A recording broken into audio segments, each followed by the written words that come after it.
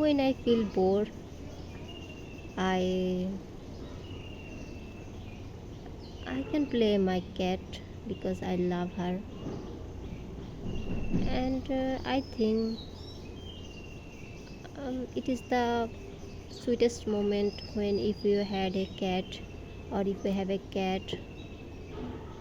So actually, I am so luckiest person to find my cat, and she is really outstanding, and she always play not only with me but also my sisters, and we are sometimes we are gossiping, sometimes we are playing. uh, Actually she is a part of our family.